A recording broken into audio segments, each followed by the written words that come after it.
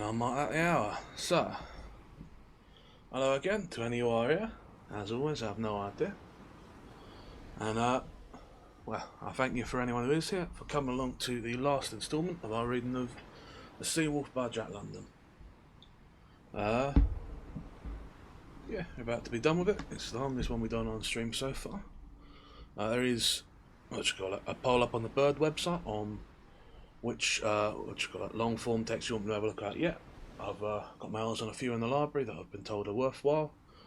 Just need to know which one I should be trying to clear my way through to. So, if you have any interest, let me know over there. Or if not, I suppose don't do nothing. I suppose. Right, what we do? Oh yeah, of course. As always, my name is SkitterSkreetch, and you can call me Skitter. And for anyone who doesn't know, I am a rat inside this library, and I read books at the behest of a lamp. Now, let's be over to the book we're reading today, shall we? So, this book here is The Seawolf by Jack London. It is about to be done. We are at chapter 32, I think. Last check. Let me double check. Yeah. Oh no, we're on chapter 33 about to begin. So there's 6 chapters left to it, which should take us probably an hour and a half of reading, depending on how long they run. And will be the end of the book for us. To give a little bit of summary for anyone who wasn't here but still wants to hang about. Your main character, or I suppose your narrator, Humphrey Van Weyden, is a literary critic who is shipwrecked in the Bay of San Francisco, picked up by a seal hunting vessel called the Ghost, and his captain, Wolf Larson, press scans him into service, and he goes on a little horrible odyssey of misery and abuse at the hands of this man, until such a time he slowly learns the trade of a sailor, and sort of adapts to his own feat. There's a lot of philosophical back and forth, and eventually, what happens eventually, Lord? After much going on, a woman in a similar situation than his is picked up by the Ghost as well, and Larson again refuses to put her ashore. But it turns out this woman is acquainted with Humphrey Van Weyden, as they were both literary bravos, though they had never met.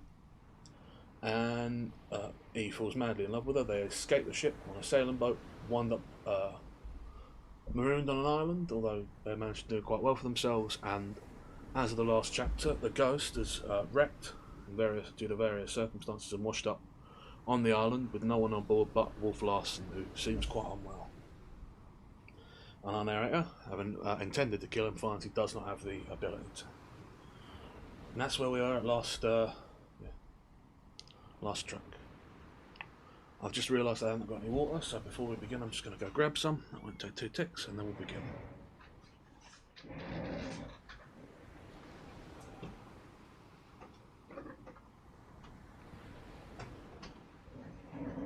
There we are. Now, as always, if I miss something or you need me to go over something again and you haven't understood, let me know. I'm happy to do that. I'll stop after every chapter to do a little bit of talking about what's happened so far and a little bit of theorising, and then after the end I'll go over the old book in a bit more detail, give my thoughts, and I'll do a bit of a breakdown. Yeah. But yeah, without further ado, unless there is anything anyone wants from me, I shall begin.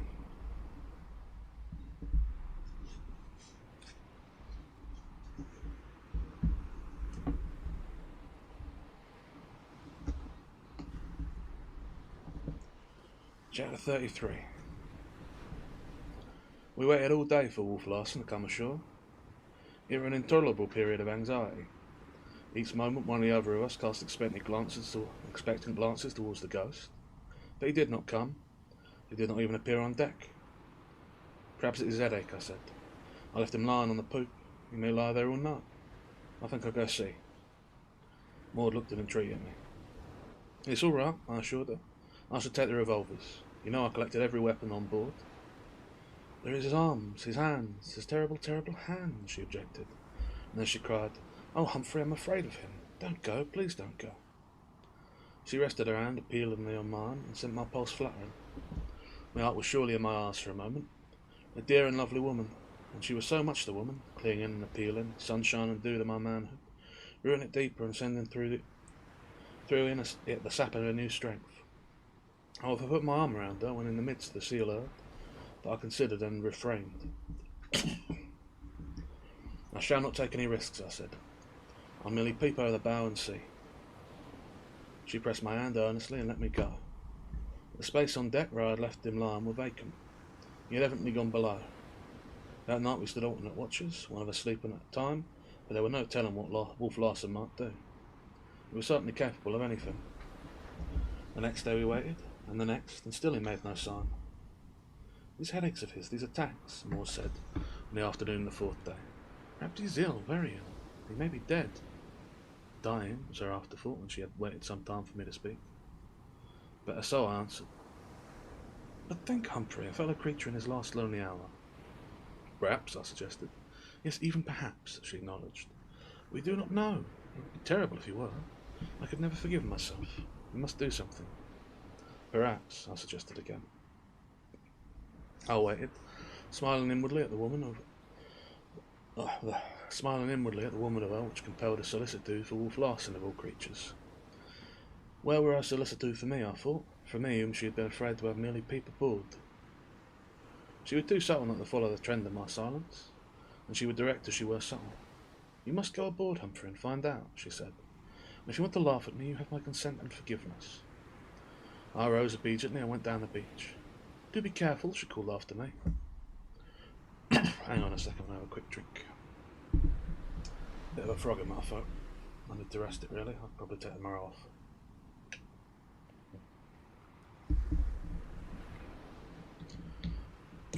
Do be careful, she called after me. I waved my arm from the forecastle and dropped down the deck. After I walked the cabin companion, where I contented myself with ailing below. Wolf Larsen answered, and as he started to ascend the stairs, I cocked my revolver. I displayed it openly during our conversation, but he took no notice of it. He appeared the same physically as when last I saw him, but he was gloomy and silent. In fact, the few words we spoke could hardly be called a conversation. I did not inquire as to why he had not been ashore, nor did he ask why I had come aboard. His head were all right again, he said, and so without further parley I left him. Moore received my report with obvious relief, and the sight of smoke which later rose in the galley put him in a more cheerful mood. The next day and the next we saw the galley smoke rising, and sometimes we caught glimpses of him on the poop. That were all. He made no attempt to come ashore. This we knew, for we still maintained our night watches. We were waiting for him to do something, to show his hand, so to say. And his inaction puzzled and worried us. A week of this passed by. We had no other interest in Wolf Larsen, and his presence weighed us down with apprehension, which prevented us from doing any of the little things we had planned. But at the end of the week, the smoke ceased rising from the galley, and he no longer showed himself on the poop. I could see Maud's solicitude again growing, though she timidly, and even proudly, I think, forbore a repetition of her request. After all, what censure could be put upon her? She was divinely altruistic, and she were a woman. Besides, I was myself aware of her. I was myself aware of the thought of the man whom I had tried to kill, dying alone with his fellow creatures so near. He were right. The code of my group was stronger than I. The fact that he had hands, feet, and a body shaped somewhat like mine constituted a claim which I could not ignore. So I did not wait a second time for Maud to send me. I discovered that we stood in need of condensed milk and marmalade, and announced that I would go on aboard. I could see that she wavered. She even went so far as to murmur that they were non-essentials, and that my trip after them might be inexpedient. And as she had followed the trend of my silence, she now followed the trend of my speech, and she knew that I would go on aboard not because of condensed milk and marmalade, but because of her and her anxiety, which she knew she had failed to hide. I took off my shoes, where I gained the forecastle, and went noiselessly after my stocking feet. Nor did I call this time from the top of the companionway. Cautiously descending, I found the cabin deserted. The doors of the stateroom were closed. First I thought of knocking, then I remembered my ostensible errand, and resolved to carry it out. Carefully avoiding noise, I lifted the trapdoor in the floor and set to one side. The slop chest, as well as the provisions, was stored in the lazarette, and I took advantage of the opportunity to lay a stock of underclothing. As I emerged from the lazarette, I heard sounds in Wolf Larsen's stateroom. I crouched and listened. The doorknob rattled. Furtively, instinctively, I slunk back behind the table and drew and cocked my revolver. The door swung open and he came forth. Never had I seen so profound a despair as that I saw in his face. The face of Wolf Larsen, the fighter, the strong man, the indomitable one. For all the world like a woman wringing her hands, he raised his clenched fist and groaned. One fist unclosed, and the open palm swept away across his eyes as though brushing away cobwebs. God, God, he groaned. And the clenched fist was raised again with the infinite despair with which his throat vibrated. It was horrible. I was trembling all over, and I could feel the shivers running up and down my spine, and the sweat standing out on my forehead. Surely there can be little in the world more awful than the spectacle of a strong man in the moment when he is utterly weak and broken. Wolf Larsen regained control of himself by an exertion of his remarkable will, and it were exertion. His whole frame shook with the struggle. He resembled a man on the verge of a fit. His face strove to compose itself, writhing and twisting in the effort, till it broke down again. Once more the clenched fist went upward and he groaned. He caught his breath once or twice and sobbed. Then he was successful. I could have thought him the old Wolf Larsen, and yet there were in his movement a vague suggestion of weakness and indecision. He started for the companionway and stepped forward quite as I had been accustomed to see him do, and yet again in his very walk there seemed that suggestion of weakness or indecision. I was now concerned with fear for myself. The open track lay directly in his path, and his discovery of it would lead instantly to his discovery of me. I was angry with myself for being caught in so cowardly a position, crouching on the floor. There were yet time. I rose swiftly to my feet and, I know, quite unconsciously, assumed a defiant attitude. He took no notice of me, nor did he notice the open trap. Before I could grasp the situation or act, he had walked right into the trap. One foot was descending into the opening, while the other foot was just on the verge of beginning the uplift. When the descending foot missed the solid floor and fell vacancy beneath it, with the old Wolf Larsen and the tiger muscles that made the falling body spring across the opening, even as it fell, so that he struck on his open chest and stomach, with arms outstretched, on the floor of the opposite side. The next instant, he had drawn up his legs and rolled clear. But he rolled into my marmalade and underclothes and against the trap door. The expression on his face was one of complete comprehension, but before I could guess what he had comprehended, he had dropped the trap door into place, closing the lazaret. Then I understood. He thought he had me inside. Also, he was blind as a bat. I watched him breathing carefully so that he should not hear me. He stepped quickly into his stateroom. I saw his hand miss the doorknob by an inch, quickly fumble for it and find it. This was my chance. I tiptoed across the cabin to the top of the stairs. He'd come back, dragging an heavy sea chest, which he deposited on top of the trap. Not content with this, he fetched a second chest and placed it on top of the first. Then he gathered up the marmalade and underclothes and put them on the table.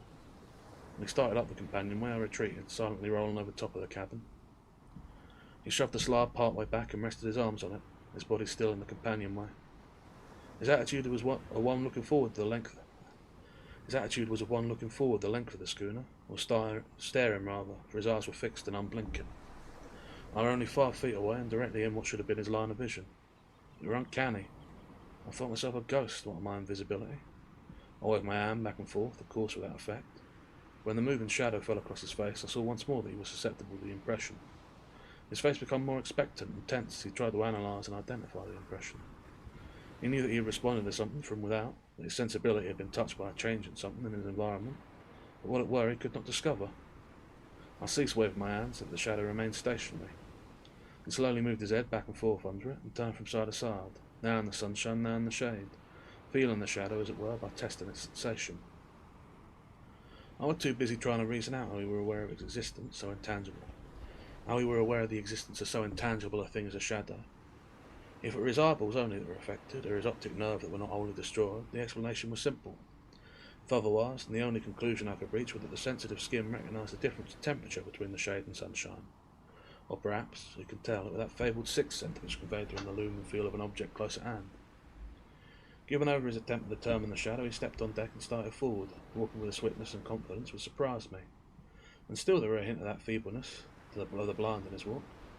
I knew now what it was. We're the rats.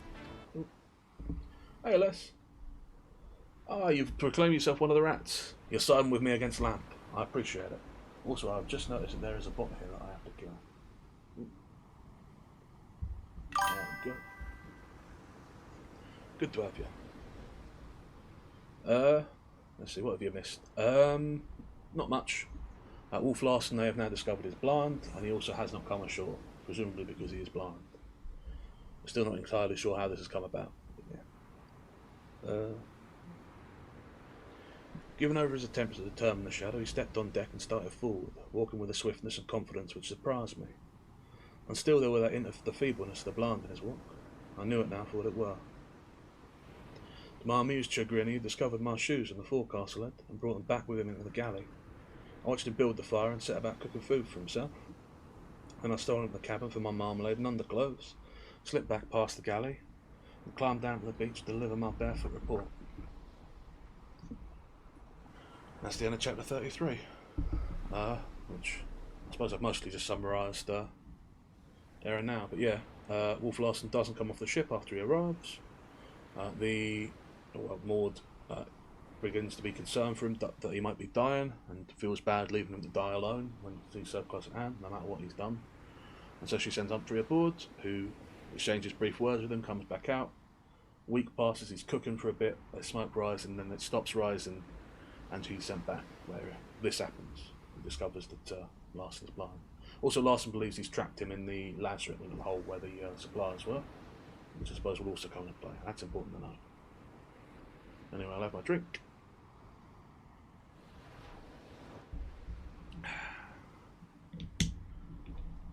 And we'll press on.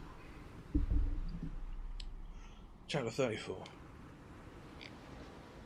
It's too bad the Ghost has lost her masts. Well, we could sail away in her. Don't you think we could, Humphrey? I sprang excitedly on my feet. I wonder, I repeated, pacing up and down. Maud's eyes were shining with anticipation as they followed me. She had such faith in me, and the thought of it was so much added power. I remembered Michelet's, the man woman is as the earth was to her legendary son. He has but to fall down and kiss her breast, and he is strong again.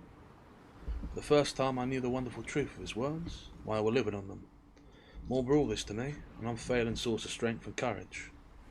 I had but to look at her or think of her and be strong again. It can be done, I was thinking and assessing aloud. What men have done I can do, and if they have never done this before, still I can do it. What, for goodness sake? Maud demanded. Do be merciful, what is it you can do? We can do it, I amended.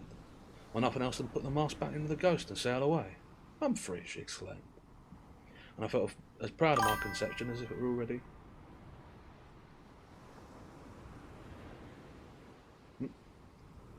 Ain't that now? Les, that's a quote from a classical text. There's no actual kissing of breasts going on here. These two people, these two characters who are distinctly in love with one another have yet to admit it because this is a novel and they can't be in love, or they can't realise they're in love with each other till the end. So Humphrey just goes on about how much he's in love quite a lot. That's a quote from Michelet, who I have never heard of, but apparently is a classical author of some sort. Yeah. It's strange reading this book because Humphrey and now, Maud and also Wolf Larsen are all very well read. To an extent that they are better read than I am. So I'm here being the book rat, and I'm sort of out of my depth as they go on about, you know... I mean, I recognise most of the authors they're referencing, Milton and that, but sometimes there's just a quote and I'm like, yeah, I don't know what that is. We'll find out in time. Who knows, maybe one day I'll have Michelet on one of these shelves. But yeah. And I felt as proud of my conception as if it were already a fact accomplished. But how is it possible to be done, she asked. I don't know, were my answer. I know only that I'm capable of doing anything these days. I smiled proudly at her. Too proudly, for she dropped her eyes and were for the moment silent. There's Captain Larsen, she objected. Blind and helpless, I answered promptly, waving him aside as a straw. Those terrible hands of his. You know how he leaped across the opening of the lazaret? And you know also how I crept about and avoided him, I contended gaily. And lost your shoes. You'd hardly expect them to avoid Wolf Larsen without my feet inside of them. They both laughed, and then went seriously to the work of constructing a plan whereby we would have stepped them masters of the Ghosts and returned to the world. I remembered hazily the physics of my school days, while the last few months had given me practical experience with mechanical purchases. I must say, though, when we walked down to the Ghost to inspect more closely the task before us, the sight of the great mast lying in the water almost disheartened me. Where were we to begin? If there had been one mast standing, something high up to which to fasten block and tackle, there were nothing. It reminded me of the problem of lifting oneself by one's bootstraps. I understood the mechanics of levers, but where would I get a fulcrum? There were the main mast, 15 inches in diameter, at what were now at the butt, still 65 feet in length, and weighing, I roughly calculated, at least 3,000 pounds. Then come the foremast, larger in diameter, and weighing surely 3,500 pounds. Where were I to begin? Maud stood silently by my side while I evolved in my mind the contrivances known among sailors as shears. Though known as sailors, I invented it there on Endeavour Island. By crossing and lashing the ends of two spars and then elevating them in the air like an inverted V, I could get to a point above the deck to which to make fast my hoisting tackle. To this hoisting tackle I could, if necessary, attach a second hoisting tackle, and there was the windlass. Maud saw that I had achieved the solution, and her eyes warmed sympathetically. "What are you going to do?" she asked. "Clear that raffle," I answered, pointing at the tangled wreckage overside. The decisiveness, the very sound of the words were good in my ears. Clear that raffle. Imagine so saltly a phrase on the lips of Humphrey Van Weyden of a few months gone. There must have been a touch of the melodramatic in my pose and voice, for Maud smiled. Her appreciation of the ridiculousness were keen, and in all things she unerringly saw and felt, where it existed, the touch of sham, the overshading, the overtone. It was this which had given poise and penetration to her own work, and made her a worth to the world. The serious critic, with a sense of humour and the power of expression, must inevitably command the world's ear. And so it were that she had commanded. Her sense of humour was really the artist's instinct for proportion. "I'm sure I've heard it before somewhere, in books," she murmured gleefully. I had an instinct for proportion myself, and I collapsed forthwith, descending from the dominant pose of a master of matter, to a state of humble confusion which was, to say the least, very miserable. Her hand leaped out at once to mine. "I'm so sorry," she said. "No need to be, I got. It done me good. There's too much of the schoolboy in me, all of which is neither here nor there. What you got to do is actually and literally to clear that raffle. If you come with me in the boat, we'll get to work and straighten things out." "And the top men clear the raffle with their clasp knives in their teeth," she quoted at me, and for the rest of the afternoon we made merry over labour. Her task was to hold the boat in position while I worked at the tangle, and such a tangle! Halyards, sheets, spars, downhauls, shrouds, stays, all washed about and back and forth and through, and twinned and knotted by the sea. I cut no more than were necessary, and what with the passing the long ropes under and about the booms and masts, of unreeving the halyards and sheets, of coiling down in the boat and uncoiling in order to pass through another knot in the bight, I was soon wet to the skin. The sails did require some cutting, and the canvas, heavy with water, tried my strength severely, but I succeeded before nightfall in getting it all spread out on the beach to dry. We were both very tired when we knocked off for supper, and we had done good work too, though to the eye it seemed insignificant. Next morning, with Maud as able assistant, I went in the hold of the Ghost to clear the steps of the mast butts. We had no more than begun work when the sound of my knocking and hammering brought Wolf Larsen. "Hello below!" he cried down the open hatch. The sound of his voice made Maud quickly draw close to me as for protection, and she rested one hand on my arm while we parleyed. "Hello on deck," I replied. "Good morning here." "What are you doing down there?" he demanded. "Trying to scuttle my ship for me?" "Quite the opposite. I'm repairing her," was my answer. "But what in thunder are you repairing?" with a puzzlement in his voice. "I'm getting everything ready for restepping the mast," I replied easily, as though it were the simplest project imaginable. "It seems as though you're standing on your own legs at last, Hump," we heard him say, and then for some time he was silent. "But I say, Hump," he called down, "you can't do it." "Oh, yes, I can," I retorted. "I'm doing it now. But this is my vessel, my particular property. What if I forbid you?" "You forget," I replied. "You are no longer the biggest bit of the firmament. You were once, and able to eat me, as you were pleased to phrase it. There has been a diminishing, and I am now able to eat you. The yeast has grown stale." He gave a short, disagreeable laugh. "I see you're working my philosophy back on me for all it's worth. But don't make the mistake of underestimating me. For your own good I warn you." "Since when have you become a philanthropist?" I queried. "Confess now, in warning me for my own good, that you are very inconsistent." He ignored my sarcasm, saying, "Suppose I collapse the hatch on now. You won't fool me as you did in the Lazarus." "Wolf Larsen," I said sternly, for the first time addressing him by his most familiar name. "I am unable to shoot an helpless, unresisting man. You have proved to my satisfaction as well as yours. But I warn you now, and not so much for your own good as for mine, that I shall shoot you in a moment if you attempt an hostile act. I can shoot you now as I stand here, and if you are so minded, just go ahead and try and clap on the hatch. Nevertheless, I forbid you. I distinctly forbid you tampering with my ship." "But man," I expostulated, "you advance the fact that this is your ship as though it were a moral right. You have never considered moral rights in your dealings with others. You surely do not dream that I'll consider them in dealing with you." I had stepped underneath the open hatchway so that I could see him. The lack of expression in his face, so different when I watched him unseen, were enhanced by the unblinking staring eyes. It were not a pleasant face to look upon, and none so poor, not even Hump, to do him reverence, he sneered. The sneer were only in his voice. His face remained expressionless as ever. "How do you do, Miss Brewster?" he said suddenly after a pause. I started. She had made no noise whatever. He had not even moved. Could it be that some glimmer of vision remained with him, or that his vision were coming back? "How do you do, Captain Larson?" she answered. "Pray, how did you know I was here?" "Heard you breathing, of course. I say, Hump's improving, don't you think, sir?" "I don't know," she answered, smiling at me. "I have never seen him otherwise." "You should have seen him before, then." "Wolf Larson in large doses," I moaned, "before and after taking." "I want to tell you again, Hump," he said threateningly, "that you'd better leave things alone." "Don't you care to escape as well as we?" I asked incredulously. "No," was his answer. "I intend dying here." "Well, we don't," I concluded defiantly, beginning again my knocking and hammering. That's the end of chapter 34. Yeah, I mean, so I'm through. I mean, obviously repairing the ghost is a pretty sensible thing to do. I'm surprised it took me this long to think of it, if I'm honest. But yeah, the way he's suggested sounds doable, although how he's going to fix the mast in place strikes me as more of an issue than hoisting them. But it's not outside the realm of possibility to at least get them up. And I'm sure there's a way to get it done if he's got, well, I mean, it would depend what supplies the ship has, but any sensible sailor has good carpentry supplies on board. Carpenter is almost as necessary to a ship as a doctor, and you definitely need one of them. So yeah, can't be arguing with it. And we see Humphrey standing up to Wolf Larson for a change.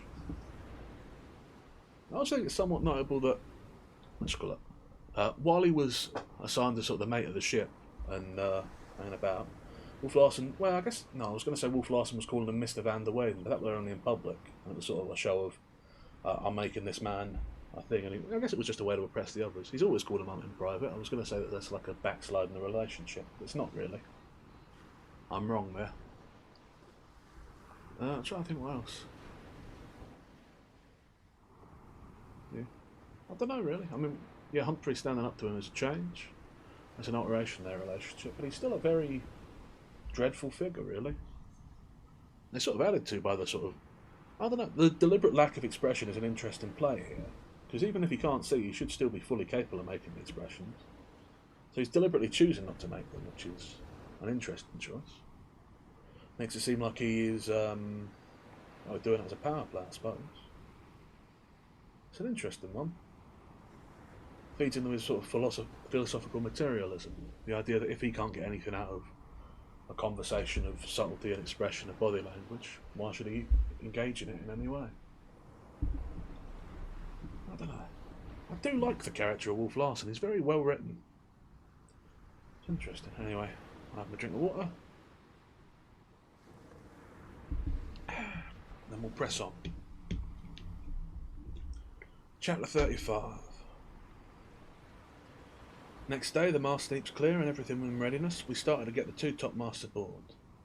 The main topmasts were over 30 feet in length, the fore topmast nearly 30, and it were these that I intended making the shears. It was puzzling work. Fastening one end of an heavy tackle to the windlass, and with the other end fast to the butt of the fore topmast, I began to heave. Maud held the turn on the windlass and coiled back down the slack. We were astonished at the ease with which the spar were lifted. It were an improved crank windlass, and the purchaser it gave were enormous. Of course, what it gave us in power, we paid for in distance. As many times as it doubled my strength, that many times was doubled the length of the rope I heaved in. The tackle dragged heavily across the rail, increasing its drag as the spar arose more and more out of the water, and the exertion of the windlass grew severe. When the butt of the topmast were level with the rail, everything came to a standstill. "I might have known it," I said impatiently. "Now I have to do it all over again." "Why not fasten the tackle partway down the mast?" Moore suggested. "That's what I should have done at first," I answered, hugely disgusted with myself. Slipping off a turn, I lowered the mast back down in the water and fastened the tackle a third of the way down from the butt. In an hour, what of this and the rest between the heaving, I had hoisted it to the point where I could hoist no more. 80 feet of the butt were above the rail, and I was far away as ever from getting the spar on board. I sat down and pondered the problem. It did not take long. I sprang jubilantly to my feet. Now I have it, I cried. I want to make the tackle fast at the point of balance. And what we learn of this will serve us with everything else we have to hoist aboard. Once again I undid all my work by lowering the mast into the water, but I miscalculated the point of balance, so that when I heaved, the top of the mast came up instead of the butt. Maud looked despair, but I laughed and said it would do just as well. Instructing her how to hold the turn and be ready to slack away at my command, I laid hold of the mast with my hands and tried to balance it inboard across the rail. When I thought I had it, I cried away to slack away, but the spar righted despite my efforts and dropped back in towards the water. Again I heaved it up to its old position, for I had now another idea. I remembered the watch tackle, a small double and single block affair, and fetched it. While I was rigging it between the top of the spar and the opposite rail, Wolf Larsen come on the scene. We exchanged nothing more than good mornings, and though he could not see, he sat on the rail out of the way and followed by the sound all that I did. Again instructing Maud to slack away at the windlass, when I gave the word, I proceeded to heave on the watch tackle.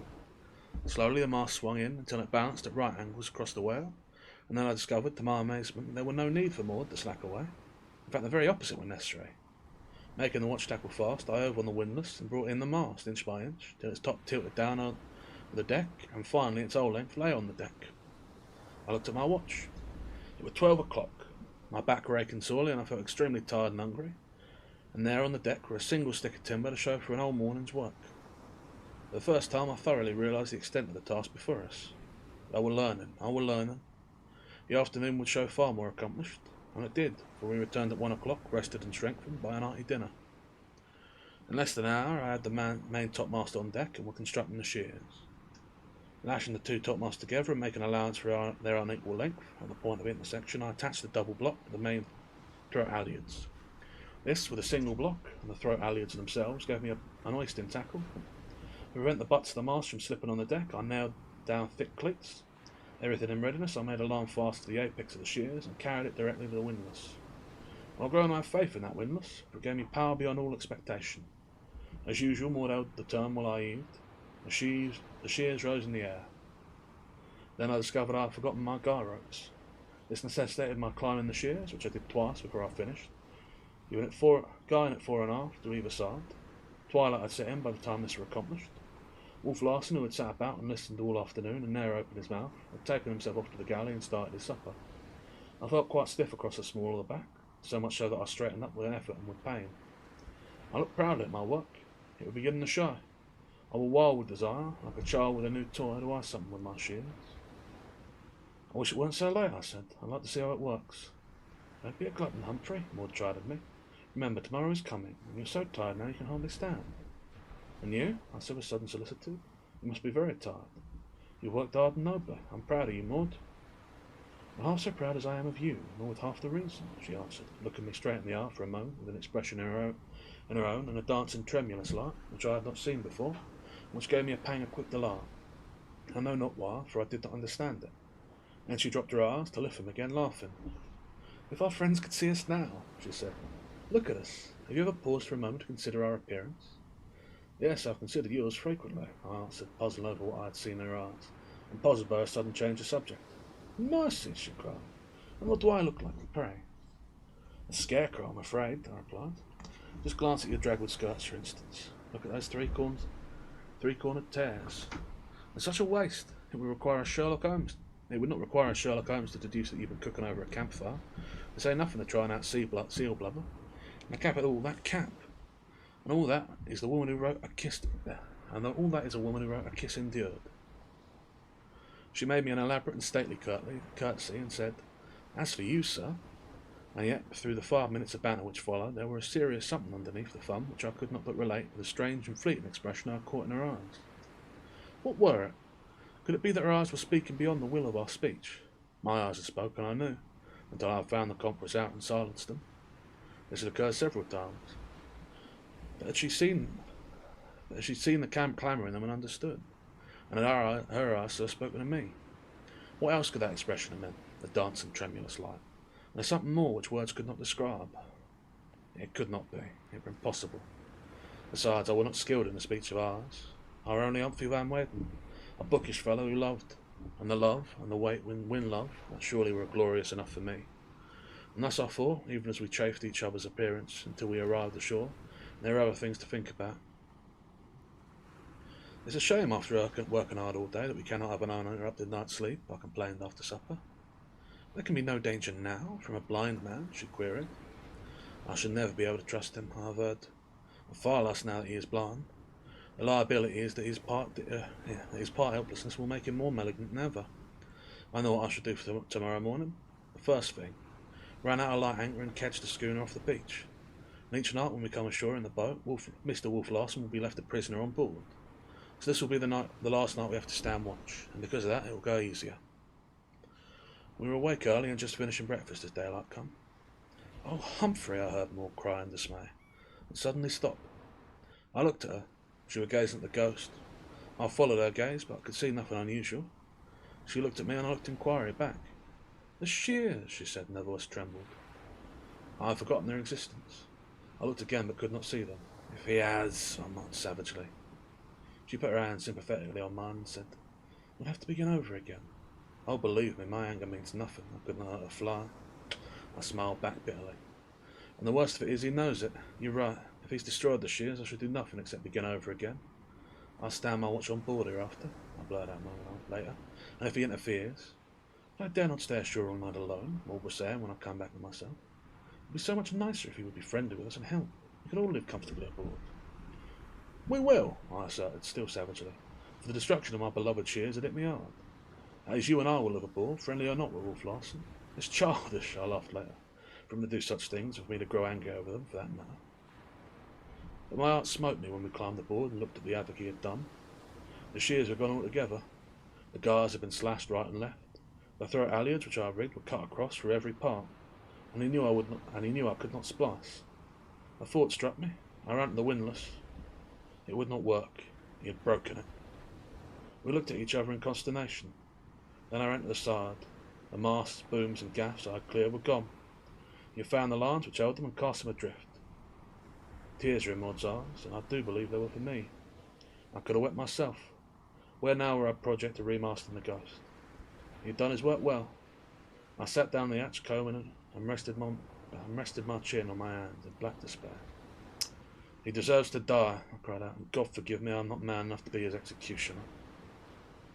The Maud by my side, passing her hand soothingly through my hair as though I were a child, and saying, There, it will all come right. We are in the right, and it must come right. I remembered Michelet, and me and my head against her, and truly I become strong again. The blessed women were an unfailing font of power to me. What did it matter? Only a setback, a delay. The tide could not have carried the mast far to seaward, and there had been no wind.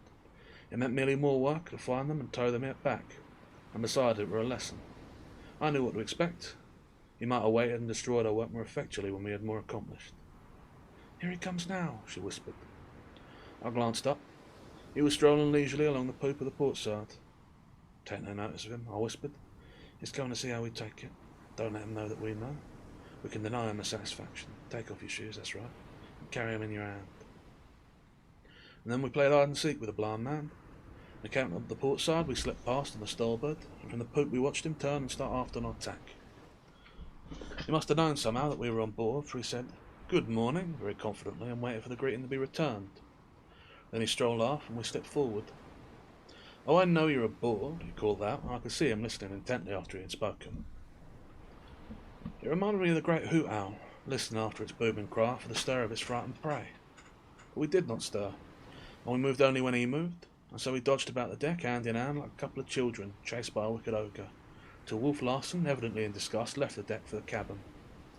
There were glee in our eyes and suppressed titters in our mouths as we put on our shoes and clambered over the side of the boat. And as I looked into Maud's clear brown eyes, I forgot the evil he had done. I knew only that I loved her, and that because of her strength, and that because of her, the strength of mine will win our way back to the world. That's the end of chapter 36.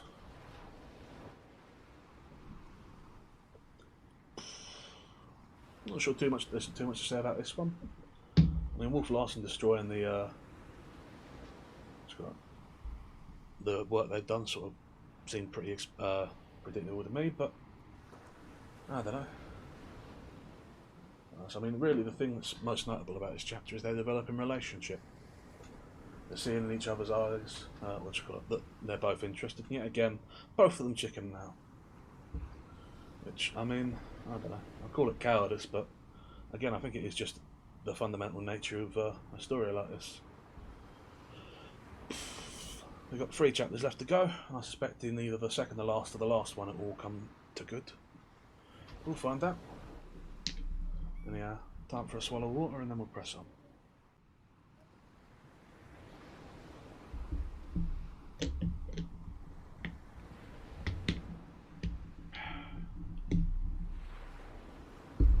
Chapter 36.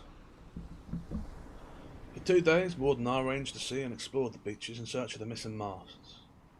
But it was not till the 3rd day that we found them, all of them, the shears included, and of all perilous places in the pounding surf of the grim southwest promontory. And how we worked!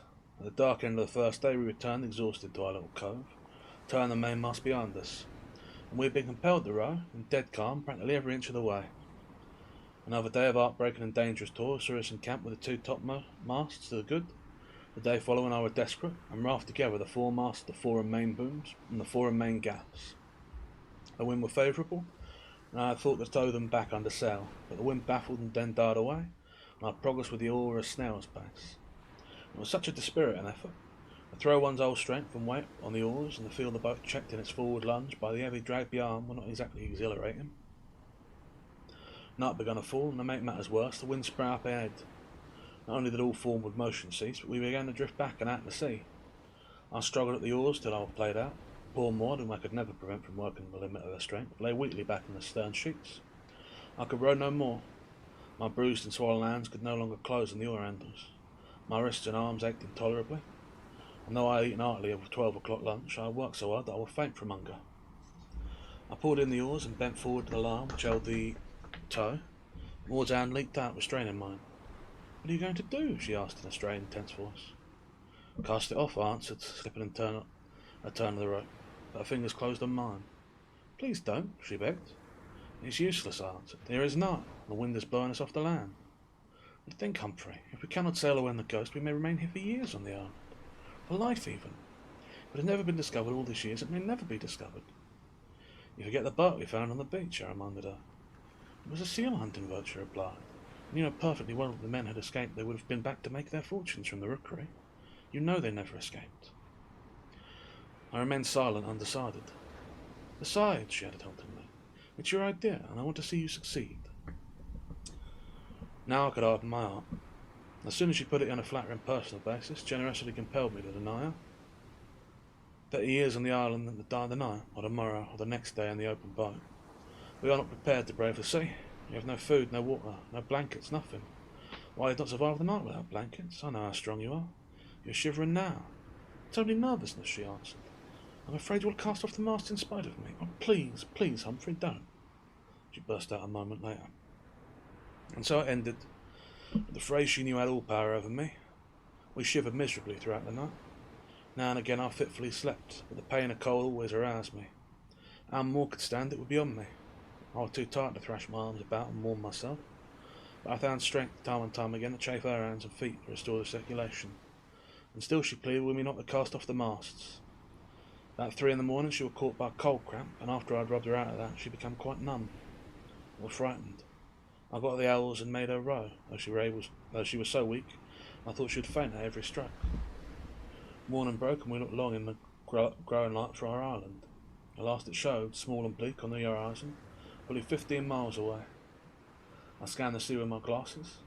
Far away in the southwest I could see a dark line on the water, which grew even though I looked at her. "Fair wind," I cried in an husky voice I did not recognise my own. Maud tried to reply but could not speak. Her lips were blue with cold and she was hollow-eyed, but oh, how bravely her brown eyes looked at me. How piteously brave. Again I felt her chafing her hands and moving her arms up and down and about until she could thrash them herself. Then I compelled her to stand up, and though she would have fallen had I not supported her, I forced her to walk back and forth for several steps between the thwart and the stern sheets, and finally to spring up and down. "Oh, you brave, brave woman," I said when I saw the life coming back into her face. "Did you know that you were brave?" "I never used to be," she answered. "I was never brave till I knew you. It is you who have made me brave." "Nor I until I knew you," I answered. She gave me a quick look, and again I caught that dancing, tremulous light and something more in her eyes. It were only for the moment, then she smiled. It must have been the conditions, she said. But I knew she were wrong, and I wondered if she likewise knew. Then the wind come, fair and fresh, and the boat was soon labouring through the heavy sea towards the island. At 3:30 in the afternoon we passed the southwest promontory. Not only were we hungry, but we were now suffering from thirst. Our lips were dry and cracked, nor could we longer moisten them with our tongues. Then the wind slowly slid down.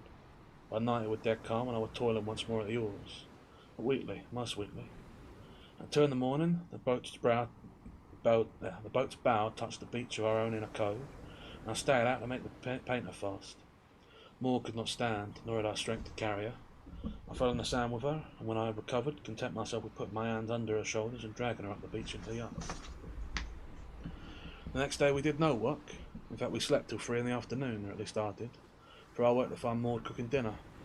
The power of recuperation were wonderful.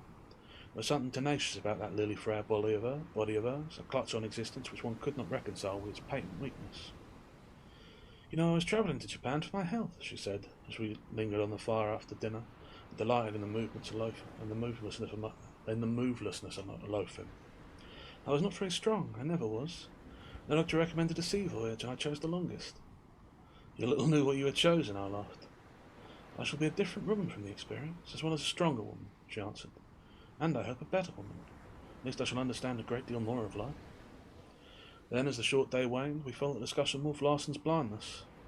It were inexplicable, and that it were grave, I instanced his statement that he intended to stay and die on Endeavour Island. When he, strong man that he was, loving life as he did, accepted his death, it was plain that he was troubled by something more than mere blindness. There had been his terrific headaches, and we were agreed that it were some sort of brain breakdown, and that in his attacks he endured pain beyond our comprehension. I noticed as we talked over his condition that Maud's sympathy went out to him more and more. Yet I could not but love her for it, so sweetly, womanly were it. Besides, there were no false sentiment about her feeling. She agreed that the most rigorous treatment were necessary if we were to escape, as she recoiled at the suggestion that I might sometime be compelled to take his life to save my own. Our own, she put it. In the morning we had breakfast, and we were at work by daylight. I found a light kedge anchor in the forehold, and where such things were kept, and with a deal of exertion got it on deck and into the boat. With a long running line coiled down in the stern, I rowed well into our little cove and dropped the anchor into the water. There were no wind, the tide were high, and the schooner floated. Casting off the shorelines, I kedged her out by main strength, the windlass being broken, and she rode nearly up and down with a small anchor, too small to hold her in any breeze. So I lowered the big starboard anchor, giving plenty of slack, and by afternoon I was at work on the windlass. 3 days I worked on the windlass. Least of all things was I mechanic, and in that time I accomplished what an ordinary machinist would have done in as many hours. I had to learn my tools to begin with, and every simple mechanical principle which such a man would have at its finger ends. I had likewise to learn. At the end of 3 days I had a windlass which worked clumsily. It never gave the satisfaction the old windlass had given, but it worked and made my work possible. In half a day I got the 2 topmasts aboard, and the shears rigged and guarded as before, and that night I slept on board and deck beside my work. Maud, who refused to stay alone ashore, slept in the forecastle. Wolf Larsen had set about listening to my repairing the windlass and talking with Maud and me upon indifferent subjects. No reference were made on either side to the destruction of the shear, nor did he say anything further about my leaving the ship alone. But still I feared him, blind and helpless and listening, always listening. I never let his strong arms get within reach of me while I worked. On this night, sleeping under my beloved shears, I was aroused by his footsteps on the deck. It was a starlight night, and I could see the bulk of him dimly as he moved about. I rolled out of my blankets and crept noiselessly after him in my stocking feet. He had armed himself with a draw knife from the tool locker, and with this he prepared to cut across the throat halyards I had again rigged to the shears. He felt the halyards with his hands and discovered that I had not made them fast. This would not do for a draw knife, so he laid hold of the running part I was taught and made fast. Then he prepared to saw across with a draw knife. I wouldn't if I were you, I said quietly. He heard the click of my pistol and laughed. Hello, Hump, he said. I knew you were here all the time. You can't fool my ears. That's a lie, Wolf Larsen, I said, just as quietly as before. However, I am aching for a chance to kill you, so go ahead and cut. You have the chance always, he sneered. Go ahead and cut, I threatened ominously. I'd rather disappoint you, he laughed and turned on his heel and went aft. Something must be done, Humphrey, Maud said next morning when I had told her of the night's occurrence. Ah, the rat! Oh, hey, Abbe. Good to have you here. We are halfway through the third from last chapter of the book. What has happened since the beginning of this is they've decided to repair the ghost and sail away. They discovered that Wolf Larsen were blind, and he's still suffering from his headaches. He's made clear his intention to die on the island, and forbidden them to do this, and interfered with their work after the first attempt of getting things righted. And now they have gone through the work of recovering after his vandalism, and have started taken camp on the ship after floating it to make sure that they can stop him from interfering with the work overnight. And we've just had a tense confrontation between him and Humphrey as he goes to cut some of the guy lines, and Humphrey threatens to shoot him if he does so. He still can't bring himself to shoot him unless he does something to justify it, but such is the way of things, and that's where we're at. Something must be done, Humphrey, Maud said next morning when I had told her of the night's occurrence.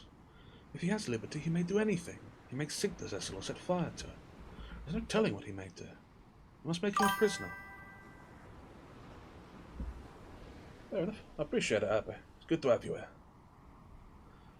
Right. And yeah, I am doing very well. There's no telling what he may do. We must make him a prisoner. But how? I asked with an helpless shrug. I dare not come within reach of his arms, and he knows that so long as his resistance is passive, I cannot shoot him. There must be some way, she contended. Let me think. There is one way, I said grimly. She waited. I picked up a seal club. It won't kill him, I said, and before he could recover I'd have him bound hard and fast. She shook her head with a shudder. No, not that. There must be some less brutal way. Let us wait. We did not have long to wait, and the problem solved itself. In the morning, after several trials, I found the point of balance in the foremast and attached my hoisting tackle a few feet above it. Maud held the turn on the windlass and cawed down when I heaved. Had the windlass been in order, it would not have been so difficult. As it were, I were compelled to apply all my weight and strength to every inch of the lever, and the rest frequently. In truth, my spells of resting were longer than those of working. Maud even contrived at times, when all my efforts could not budge the windlass, to hold the turn with one hand and with the other throw the weight of her slim body to my assistance. At the end of an hour, the single and double blocks come together at the top of the shears. I could hoist no more, yet the mast would not swung entirely inboard. The butt rested against the outside of the port rail, while the top of the mast overhung the water, far beyond the starboard rail. My shears were too short. All my work had been for nothing, but I no longer despaired in the old way. I required more confidence in myself, and more confident in the possibilities of windlasses, shears, and hoisting tackles. There were a way in which it could be done, and it remained for me to find the way. While I were considering the problem, Wolf Larsen come on deck. I noticed something strange about him at once. The indecisiveness or feebleness of his movement were not pronounced. His walk were actually tottery, and he come down the port side of the cabin. At the break of the poop he reeled, raised one hand to his eyes with a familiar brushing gesture, and fell down the steps, still on his feet, to the main deck, across which he staggered, falling and flinging out arms for support. He regained his balance by the steerage companionway and stood there dizzily for a space, when he suddenly crumpled up and collapsed, his legs bending under him as he sunk to the deck. One of his attacks, I whispered to Maud. She nodded her head, and I could see sympathy warm her eyes. We ran up to him, but he seemed unconscious, breathing spasmodically. She took charge of him, lifting his head to keep the blood out of it and dispatching me into the cabin for a pillow. I also brought blankets, and we made him comfortable. I took his pulse. It beat steadily and strong, and quite normal. This puzzled me. I became suspicious. What if he should be feigning this, I asked, still holding his wrist. Maud shook her head, and there were reproof in her eyes. But just then the wrist I held leaped from my hand, and the hand clasped like a steel trap around my wrist. I cried aloud in awful fear, a wild, inarticulate cry. I caught one glimpse of his face, malignant and triumphant, as the other hand compassed my body, and was drawn down on him in a terrible grip. My wrists were released, but his other arm, passed around my back, held both my arms so I could not move. His free hand went to my throat, and in that moment I knew the bitterest foretaste of death earned by one's own idiocy. Why had I trusted myself within reach of those terrible arms? I could feel other hands at my throat. They were Maud's hands, striving vainly to tear loose the hands that were throttling me. She gave up, and I heard her scream in a way that cut me to the soul, for it was a woman's scream of fear and heartbreaking despair. I had heard it before, during the sinking of the Martinez. My face was against his chest, and I could not see, but I heard Maud turn and run swiftly all the way along the deck. Everything were happening quickly. I had not yet had a glimmering of unconsciousness, and it seemed that an interminable period of time were lapsing before I heard her feet flying back. And just then I felt the old man sink under me. The breath were leaving his lungs, and his chest were collapsing under my weight. Whether it were merely the expelled breath, or his consciousness, or his growing impotence, I know not. His throat vibrated with a deep groan. The hand at my throat relaxed. I breathed. It fluttered and tightened again, but even his tremendous will could not overcome the dissolution that assailed it. The will of his were breaking down. He were fainting. Maud's footsteps were very near as his hands fluttered for the last time, and my throat was released. I rolled off and over to the deck on my back, gasping and blinking in the sunshine. Maud was pale but composed. My eyes had gone instantly to her face, and she was looking at me with a mingled alarm and relief. An heavy seal club in her hand caught my eyes, and at that moment she followed my gaze down to it. The club dropped from her hand as though it had suddenly stung her. At the same moment my heart surged with a great joy. Truly, she was my woman, my mate woman, fighting with me and for me as the mate of a caveman would have fought. All the primitive in her aroused, forgetful of her culture, hard on the softening civilization of the only life she had ever known. "Dear woman," I cried, scrambling on my feet. The next moment she were in my arms, weeping convulsively on my shoulder while I clasped her close. I looked down at the brown glory of her hair, glinting gems in the sunshine, far more precious to me than those in the treasure-chested kings. And I bent my head and kissed her hair softly, so softly she did not know it. And sober thought come to me.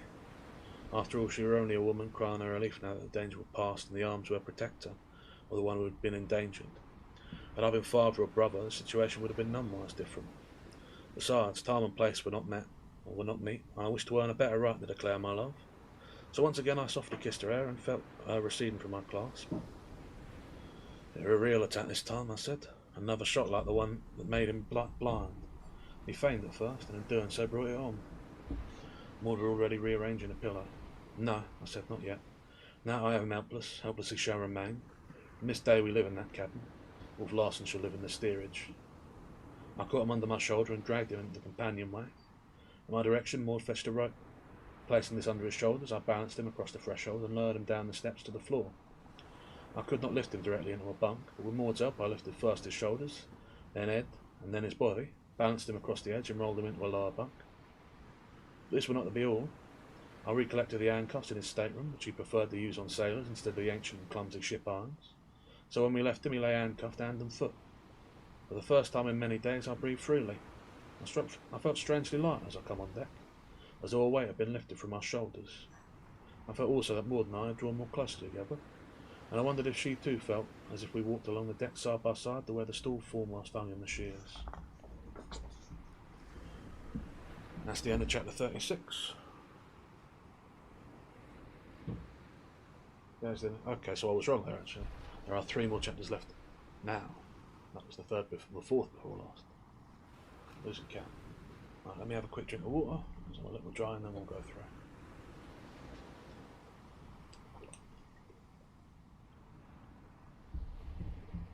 Right, so feigning an attack of weakness to abuse the mercy of, I was going to say his enemies, but just the other people near him, is very much in character for Wolf Larsen. Although him having an actual attack was contrary to my expectations, I sort of suspected that Maud were going to shoot him in the last minute, thrust into a situation of desperateness and becoming more wild than our dear old ump could manage, but seems like it's not to be, still. But yeah, he's restrained now, which, well, I'm not sure what will happen now. I suppose he's going to last to the end. I sort of thought he was going to die. Well, maybe he'd still die, but I thought he was going to get put down by Humphrey, which is looking less likely now. I don't think there's much else to say about the chapter, so we'll see how things work out. Chapter 37. At once we moved aboard the Ghost, occupying our old staterooms and cooking in the galley. The imprisonment of Wolf Larsen had happened most opportunely, for what must have been the Indian summer of this high latitude were gone, and drizzling stormy weather had set in. We were very comfortable, and the inadequate shears with the foremast suspended from them gave a business-like air to the schooner and a promise of departure. And now that we had Wolf Larsen in irons, how little did we need it. Like his first attack, his second had been accompanied by a serious disablement. Maud made the discovery in the afternoon while trying to give him nourishment. He had shown signs of consciousness, and she had spoken to him, eliciting no response. He was lying on his left side at the time, and in evident pain. With a restless movement, he rolled his head around, clearing his left ear from the pillow against which it had been pressed. At once he heard and answered her, and at once she came to me.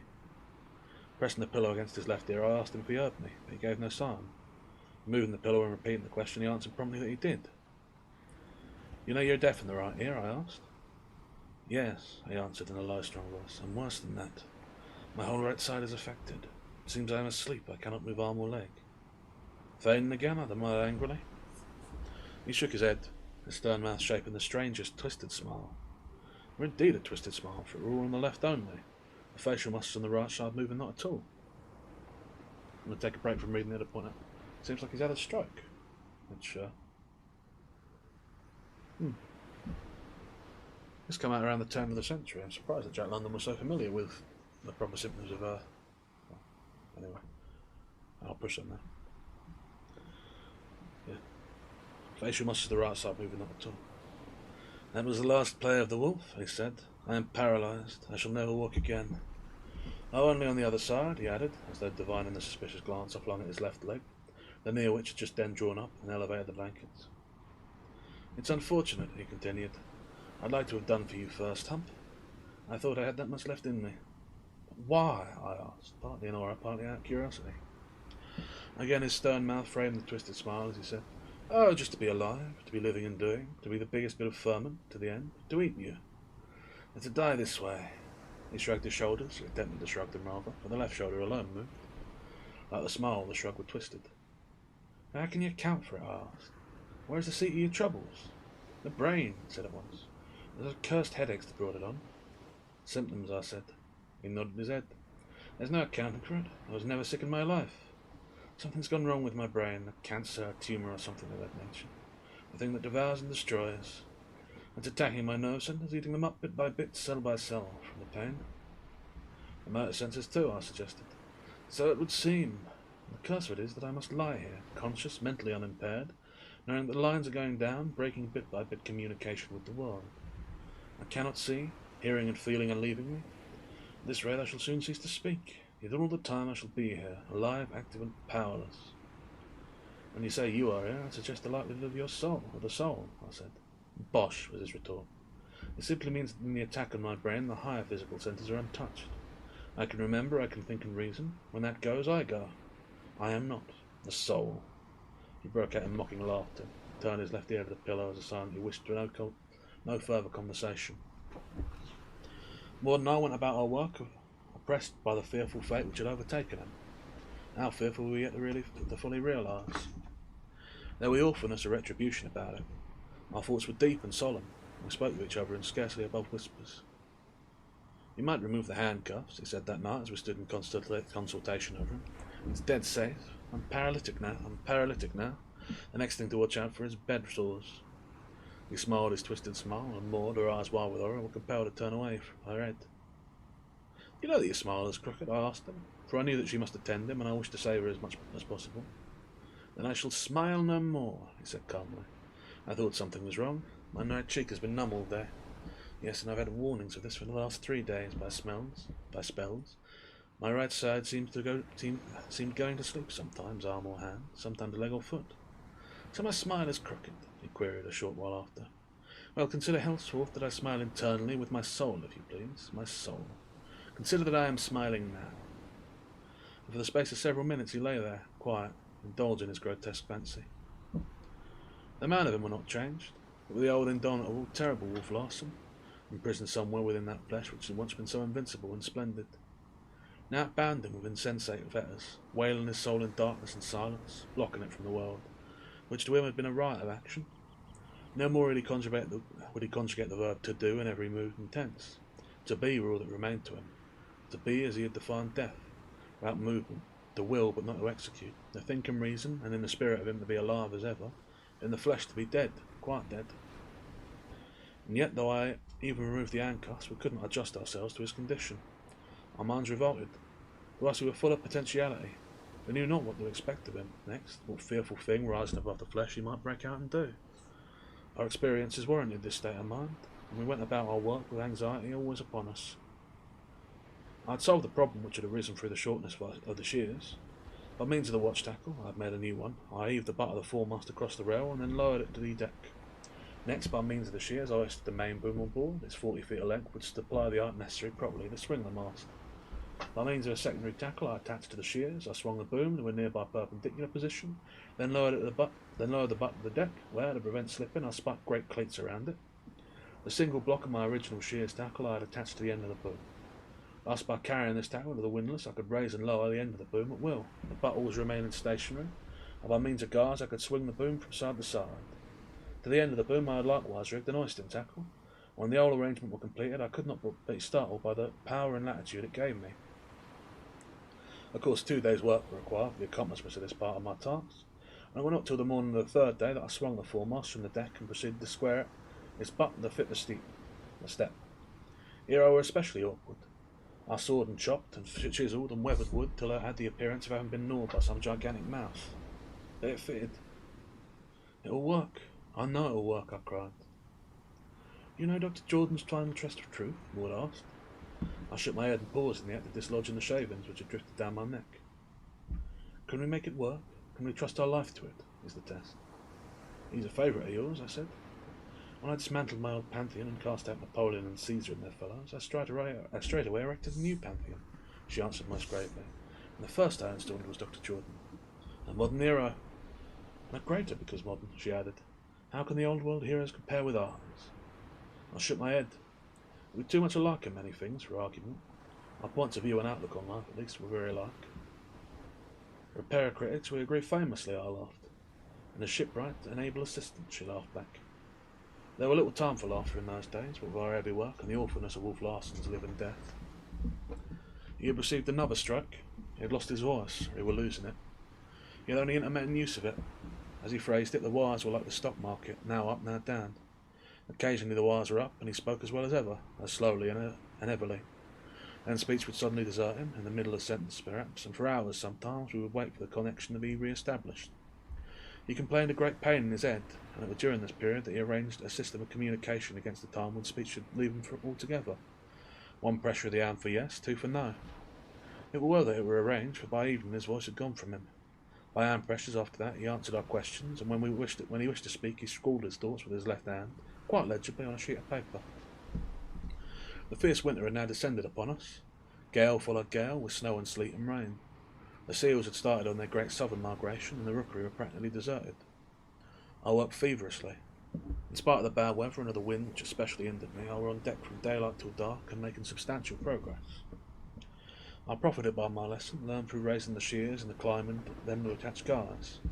To the top of the foremast, which was just lifted conveniently from the deck, I attached the rigging, stays and throat, and peak halyards.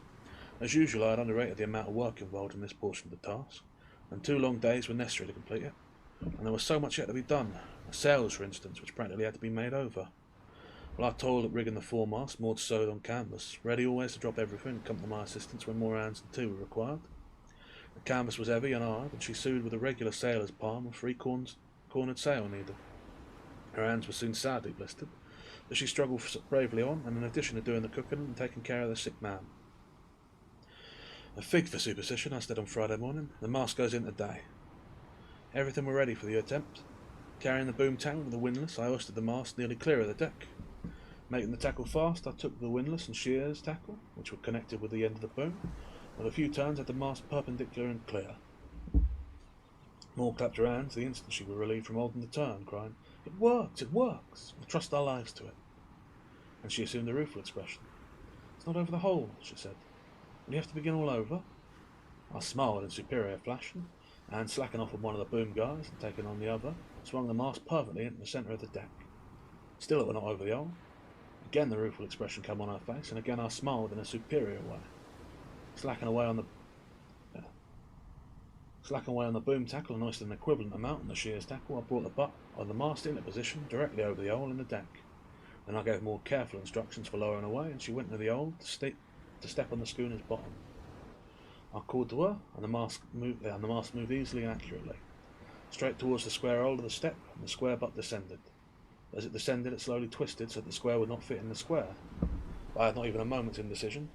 Calling Maud to cease lowering, I went on deck and made the watch tackle fast to the mast with a rolling hitch. I left Maud to pull on it while I went below. With the light at the sides of the step, Maud made fast and returned to the windlass. Slowly the butt descended to several intervening inches, at the same time slightly twisting again. Again Maud rectified the twist with her watch tackle, and again she lowered away from the windlass. Square fitted into square, the mast was stepped. I raised a shout and she ran down the sea. In the yellow lantern light we peered at what we had accomplished. We looked at each other and our hands felt their way and clasped. The eyes of both of us, I think, were moist with the joy of success. It was done so easily after all, I remarked.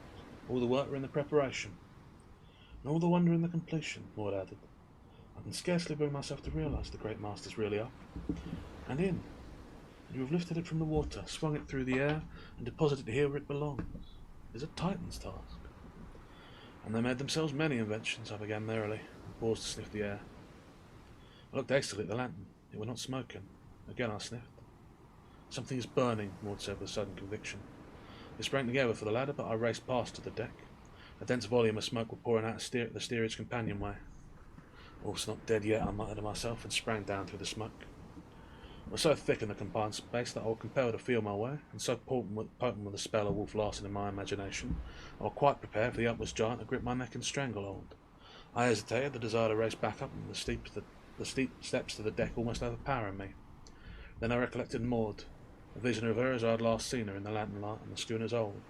Her brown eyes, warm and moist with joy, flashed before me, and I knew I could not go back. I was choking and suffocating by the time I reached Wolf Larsen's bunk.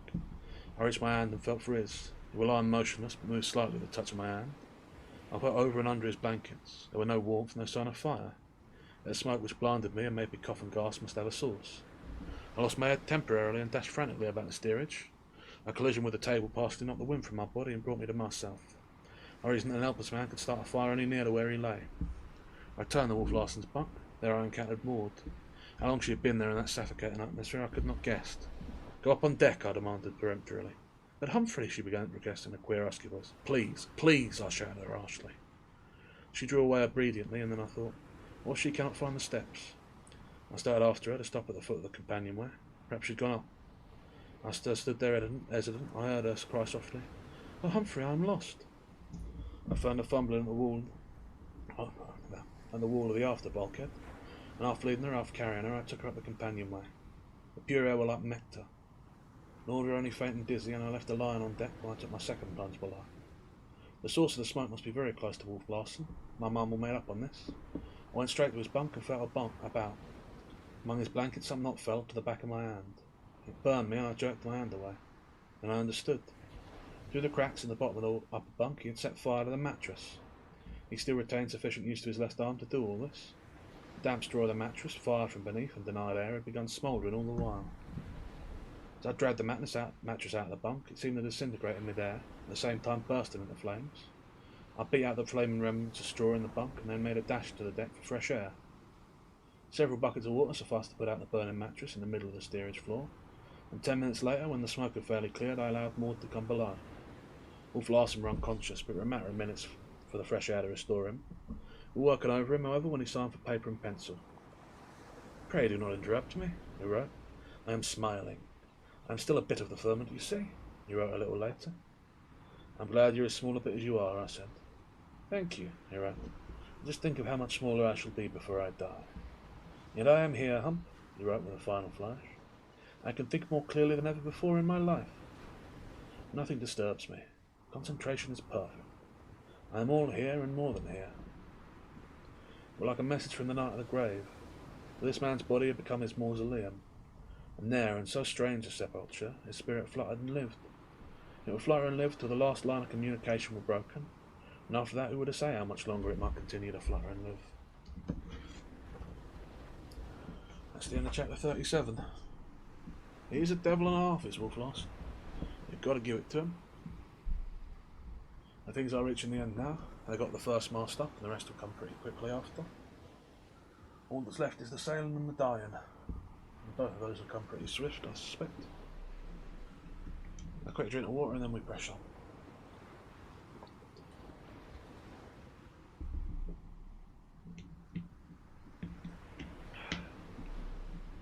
I think my left side is going, Wolf Larsen wrote in the morning after his attempt to fire the ship.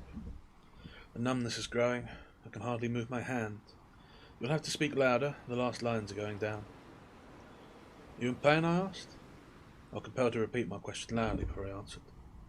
Not all the time. The left hand stumbled slowly and painfully across the paper, and it was with extreme difficulty that we'd deciphered the scrawl. It was like a spirit message such delivered at seances as spiritualists for $1 admission.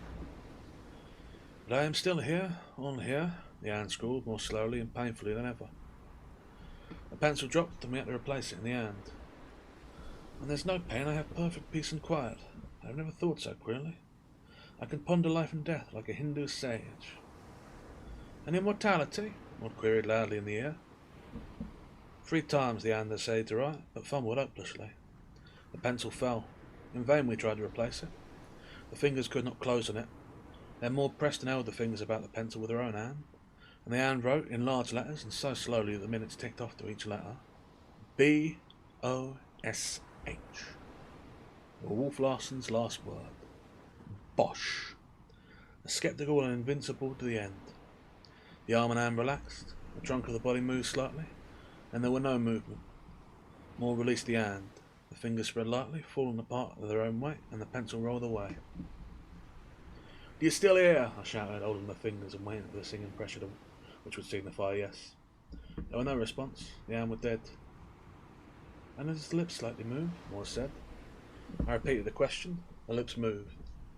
She placed the tips of her fingers on them. Again I repeated the question. "Yes," Maud announced. We looked at each other expectantly.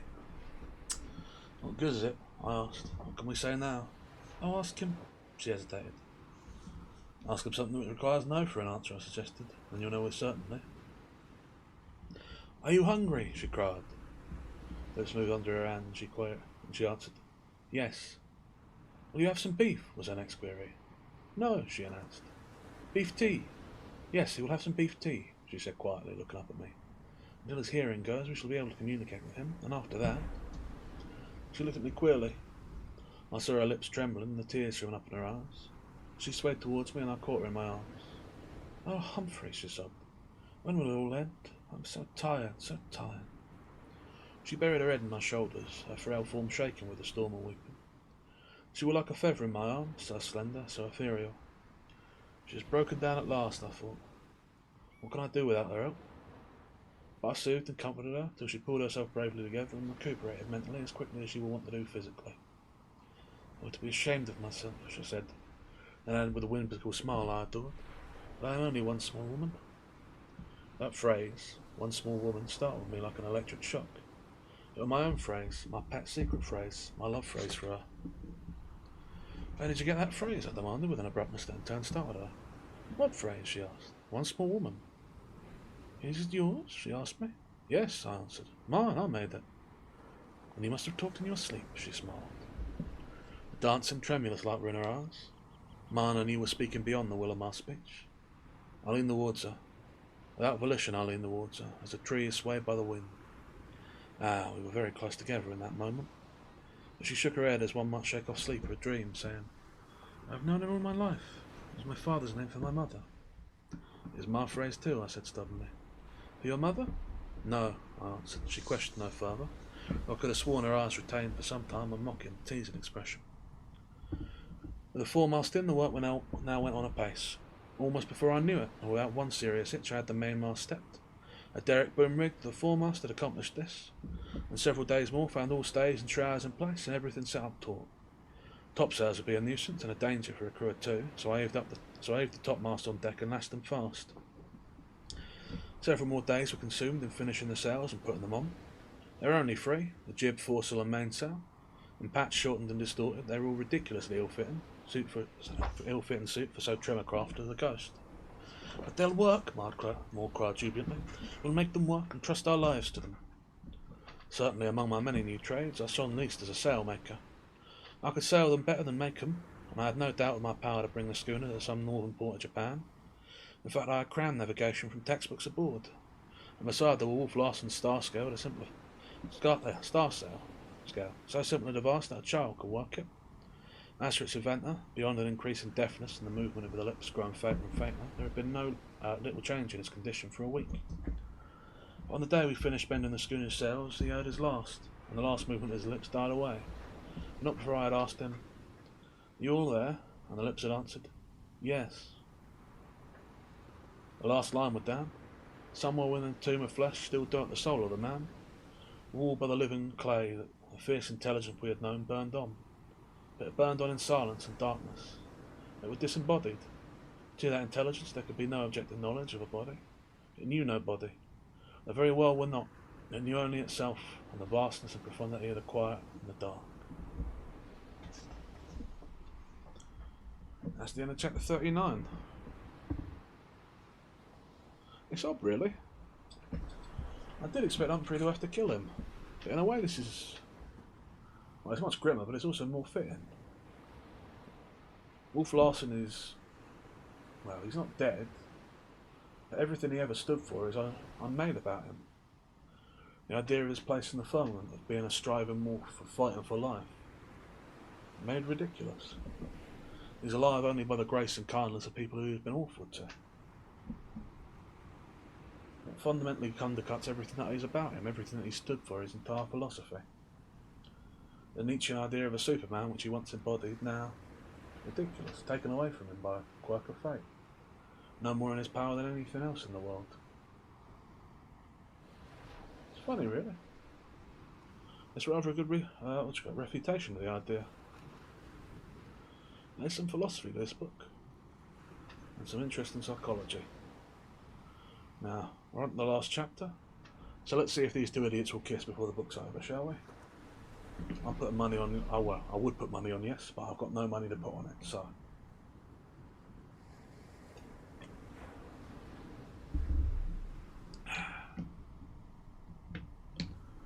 Chapter 39. They had come for our departure.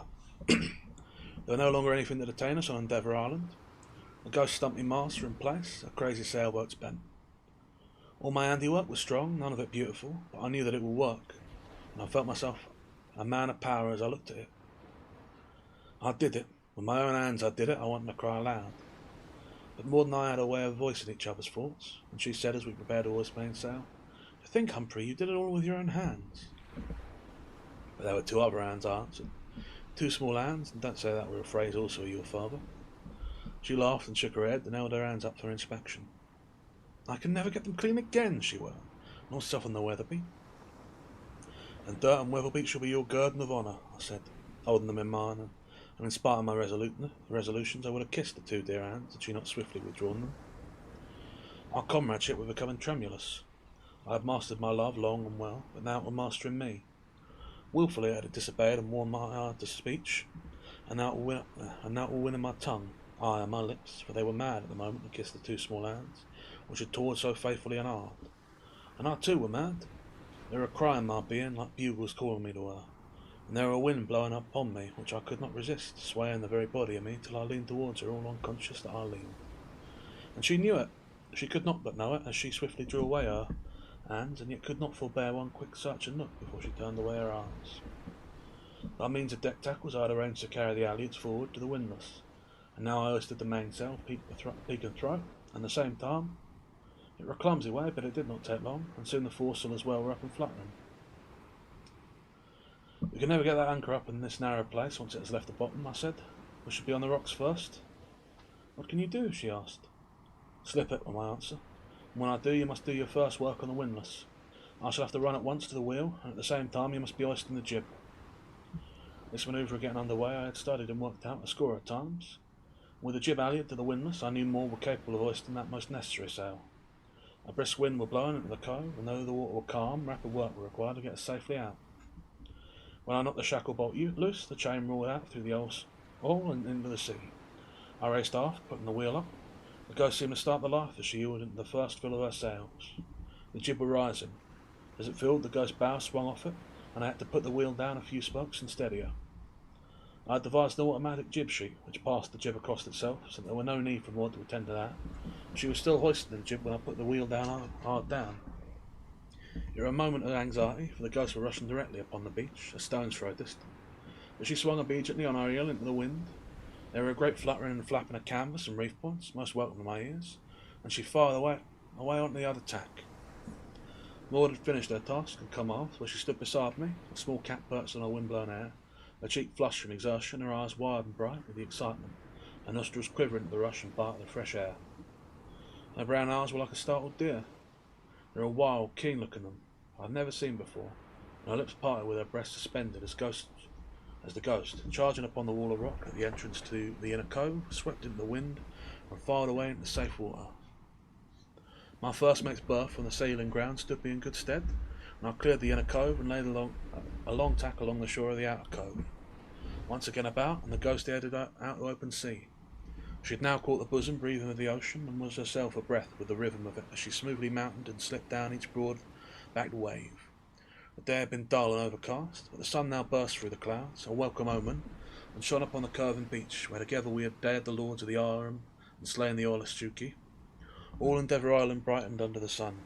Even the grim southwestern promontory showed less grim, and here and there, where the sea spray wet its surface, our lights flashed and dazzled in the sun. I shall always think of it with pride, I said to Maud. She threw her head back in a queenly way, but said, Dear, dear Endeavour Island, I shall always love it. And I said quickly. It seemed our eyes must meet in great understanding, and yet, lo, they struggled away and did not meet.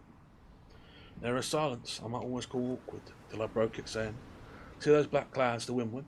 You remember I told you last night the barometer were falling? And the sun is gone, she said, her eyes still fixed upon our island, where we had proved our mastery over matter, and attained the truest comradeship that may afford a man and woman. And it's slack off the sheets for Japan, I cried gaily. A fair wind and a flowing sheet, you know, wherever it goes. Lashing the wheel, I ran forward, eased the fore and main sheets, took in on the boom tackles, and trimmed everything for the quartering breeze which were ours. It was a fresh breeze, very fresh, but I resolved to run it as long as I dared. Unfortunately, when running free, it is impossible to lash to the wheel, so I faced an all-night watch. Maud insisted on relieving me, but proved she had not the strength to steer in the heavy sea, even if she could have gained the wisdom on such short notice. She appeared quite heartbroken over the discovery, but recovered her spirits by calling down tackles and halyards and all stray ropes. Then there were meals to be cooked in the galley, beds to make, Wolf Larsen to be attended upon, and she finished the day with a grand house clean and attack upon the cabin and steerage. All night I steered without relief, the wind slowly and steadily increasing and the sea rising. At 5 in the morning, Maud brought me hot coffee and biscuits she had baked, and at 7 a substantial and piping hot breakfast put new life into me. Throughout the day, and slowly and steadily as ever, the wind increased. It impressed one with its sullen determination to blow, and blow harder, and keep on blowing. And still the ghost foamed along, racing off the miles till I was certain she were making at least 11 knots. It was too good to lose, but by nightfall I were exhausted.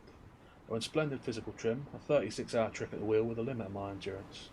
Besides, Maud begged me to heave to, and I knew if the wind and the sea increased at the same rate during the night, it would soon be impossible to heave to. So as twilight deepened, gladly and at the same time reluctantly, I brought the ghost up on the wind.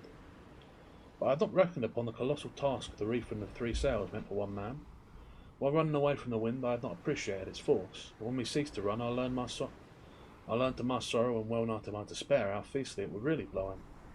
The wind balked my effort, ripping the canvas out my hands, and in an instant undoing what I had gained by 10 minutes of severest struggle.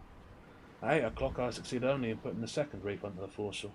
At 11 o'clock I was no farther along. Blood dripped from every finger end, while the nails were broken to the quick. From pain and sheer exhaustion I wept in the darkness secretly, so that Maud should not know. Then in desperation I abandoned the attempt to reef the mainsail, and resolved to try the experiment of heaving to under the close reefed foresail. 3 hours more were required to gasket the mainsail and jib, and at 2 in the morning, nearly dead, the life almost buffeted and worked out of me, I had barely sufficient consciousness to know the experiment were a success. The close reefed foresail worked. The ghost clung on close to the wind and betrayed no inclination to fall off broadside to the trough. I was famished, but Maud tried vainly to get me to eat. I dozed with my mouth full of food. I'd fall asleep with the act of carrying food to my mouth, and waken in torment to find the act yet unaccomplished. So sleepily helpless was I that she was compelled to hold me to my chair to prevent me from being flung to the floor by the violent pitching in the schooner. The passage from the galley into the cabin I knew nothing. I was a sleepwalker, Maud guided and supported. In fact, I was aware of nothing till I awoke, how long after I could not imagine, in my bunk with my boots off. It was dark. I was stiff and lame, and cried out with pain when the bedclothes touched my poor fingers' ends. Morning had evidently not come, so I closed my eyes and went to sleep again. I did not know it, but I had set the clock around and it was night again. Once more I woke, troubled because I could sleep no better. I struck a match and looked at my watch. It marked midnight, and I had not left the deck until 3. I should have been puzzled had I not guessed the solution. No wonder I was sleeping brokenly. I had slept 21 hours. I listened for a while to the behaviour of the ghost, to the pounding of the seas and the muffled roar of wind on deck, then turned over on my side and slept peacefully till morning. When I rose at 7, I saw no sign of Maud and concluded she was in the galley preparing breakfast. On deck I found the ghost doing splendidly under a patch of canvas, but in the galley, though a fire were burning and water boiling, I found no Maud. I discovered her in the steerage by Wolf Larsen's bunk. I looked at him, the man who had been hurled down from the topmost pitch aloft, to be buried alive and be worse than dead. There seemed a relaxation of his expressionless face, which were new. Maud looked at me and I understood. His laugh flickered out in the storm, I said. But he still lives, she answered, infinite faith in her voice. He had too great strength. Yes, she said, but now it no longer shackles him. He is a free spirit. He is a free spirit, surely, I answered, and taking her hand I led her on deck. The storm broke that night, which is to say that it diminished, as slowly as it had arisen. After breakfast next morning, when I had hoisted Wolf Larsen's body on deck ready for a burial, it was still blowing heavily and a large sea were running. The deck were continually awash with the sea, which came and bored over the rail, and through the scuppers. The wind smote the schooner with sudden gusts, and she heeled over till her lee rail were buried, the roar in her rigging rising and pitched to a shriek. We stood in the water to our knees as I bared my head. I remember only one part of the service, I said, and that is, and the body shall be cast into the sea. Maud looked at me surprised and shocked, but the spirit of something I had seen before was starting up in me, impelling me to give service to Wolf Larsen, as Wolf Larsen had once given service to another man. I lifted the end of the hatch cover, and the canvas-shrouded body slipped feet first into the sea. The weight of iron dragged it down. It was gone. Goodbye, Lucifer, proud spirit, Maud whispered, so low that it was drowned by the shutting of the wind. I saw the movement of her lips and knew. As we clung to the lee rail and worked our way aft, I happened to glance to leeward. The ghost at the moment was uptossed on a sea, and I caught a clear view of a small steamship 2 or 3 miles away, rolling and pitching head on to the sea as it steamed towards us.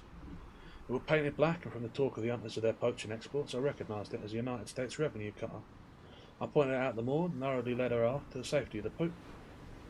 I started to rush below to the flag locker, and then remembered that in rigging the ghost I had forgotten to make provision for a flag halyard. We need no distress signal, Maud said. They have only to see us. They're saved, I said soberly and solemnly, and then in an exuberance of joy. I hardly know whether to be glad or not. I looked at her. Her eyes were not loath to me. We leaned toward each other, and before I knew it, my arms were about her. Need I asked. And she answered, There is no need. The telling of it would be sweet, so sweet. Our lips met the press of mine, and by what strange trick of the imagination I know not, the scene in the cabin of the ghost flashed upon me, when she had pressed her finger lightly on my lips and said, Hush, hush.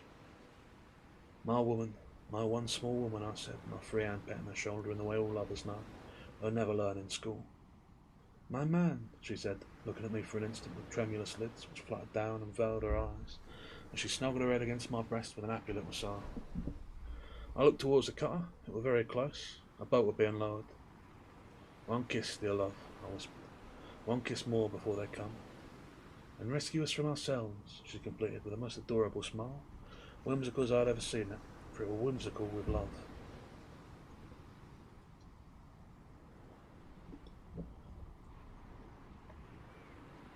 And that's the end of the text.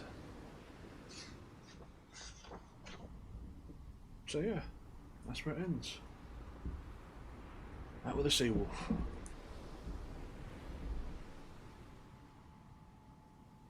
Well then, first to the most immediate point, I did kiss in the end, I called that. Like it weren't obvious, but yeah. Let's see, what can we say about this then? It's an interesting story. In many ways, it sort of follows the lines of quite an archetypical type of story, namely the becoming of a man.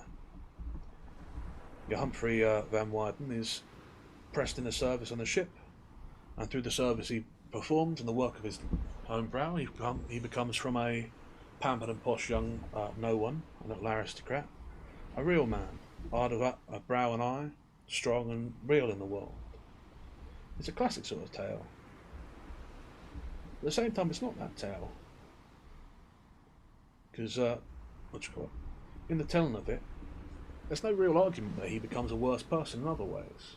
His morality is harmed, and in the end, in this discovery of love, he rediscovers it. And he walks away master of both worlds in a certain manner, having become better and stronger, but not lost himself to it. There's a quote I remember reading somewhere. I'm not sure where I read it, because it's not in any of the books that are here. You know? Sometimes I talk about memories I got from the goo that I ate that made me smart, and I think it's from one of them. There's a quote by George Orwell about Jack London. In his way, Jack London is, as for a communist or for a socialist, has a very fascistic view on violence and strength. And I can't help but disagree with Orwell here. Much as this novel is about the becoming of strength and the learning to be strong, and much as Wolf Larsen embodies that fascistic idea of strength and power, it's not at all the end conclusion that is the right thing to be. Humphrey is improved by his acquisition of strength. He's improved by his physical elfening and the learning of a trade. But that's not the sort of fascistic view of improvement. It's not about strength, for he never kills Wolf Larsen. He never does violence. He's still opposed to it to the end. It's a very socialist sort of viewpoint, because what improves him isn't physical strength or some primacy or idea of dominance of man. It's labour. It's the learning of a trade, of work. It's less evident in the earlier parts of the book, but especially at the last, as he learns the trade of sail making and engineering and fitting.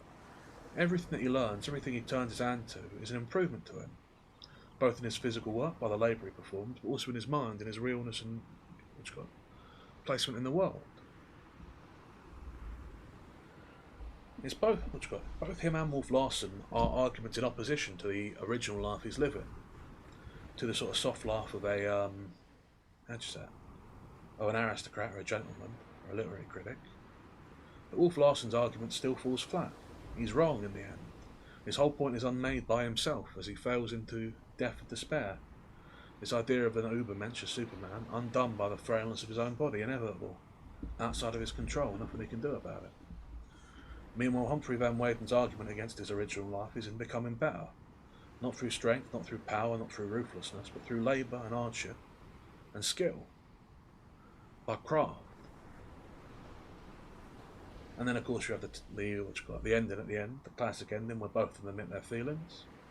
The man gets the girl and it's all very happy ever after. There's certainly an element of structure to this that's pretty standard and typical, but in other ways it's a very odd novel. The way that they come off the ship, round about just past the midway point, the marooning, it almost becomes a different story. It's odd, really. For all that Humphrey is the narrator, the book is named after Wolf Larsen, and in many ways it's a story about Wolf Larsen. But they're both kind of equally important characters. They both embody a philosophy, an idea, a psychology. And then both of them are tested. And one walks away from it stronger and better and reinforcing his idea on the world, and the other crumbles. It's quite a comprehensive little story. And for all that The Call of the Wild is probably London's most famous novel, and for all that White Fang has a lot more to it than that, I think I've got more out of this than any of them. It's a damn good book, and I'm glad to have read it. Can't say that I'm sorry it's over. I could do with a day to rest my throat. I think probably I won't be reading much tomorrow, and I'll give time for the poll to go through, and maybe we'll pick out another one. But yeah, a good book. A really good book. I rate it very highly indeed. I'm trying to think if there's anything else worth going over. I think it's interesting that we have a second sort of, how do you put it, almost a counterpoint or harmony to Wolf Larsen as well, in Humphrey's friend, who's a materialist, who embodies the same philosophy. They live in the sort of lifestyle Humphrey did. The one he was visiting when he got marooned. It's an interesting little callback point. I don't know. Something of the problem with this sort of story is that if it's written properly in the old style, rather than being a series like a modern book, you get to the end of the story just as a character is at their most likeable and agreeable. I'd be interested to see what Humphrey would make of his life after this story, but it doesn't matter what he makes of it, because the story is over. He's become the man he's meant to be. He's embodied his little element, he's lived it out. We're at the happily ever after. The rest of it is irrelevant. It would just be details that would conflict and confuse the narrative. Still, it was interesting. There I stand in my ship's clothes, my little captain's hat and my coat.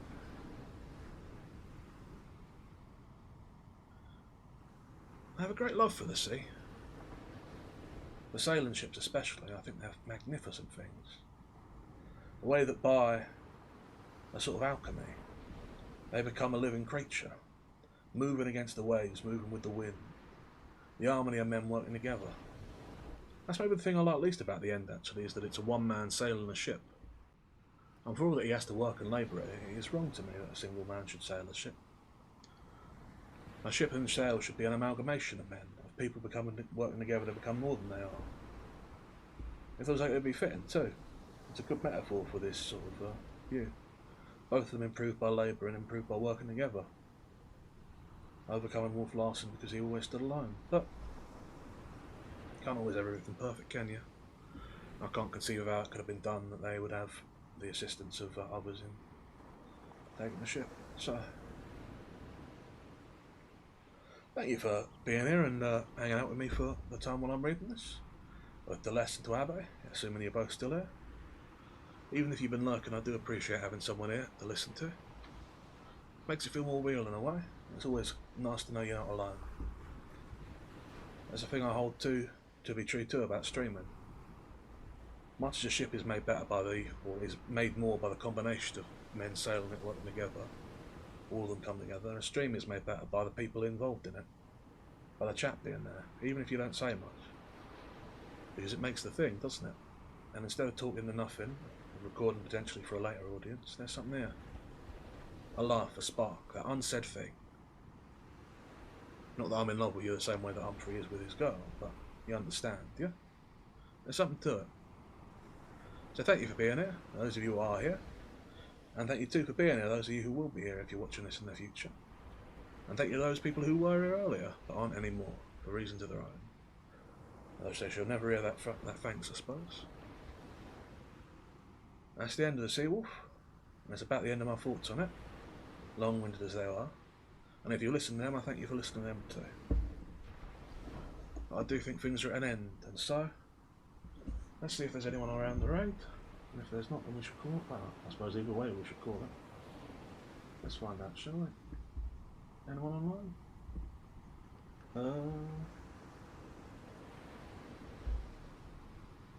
More online there. Well, I think we'll call it the old-fashioned way. But I do thank you for being here. And as always, I wish you the best, and ta-ra!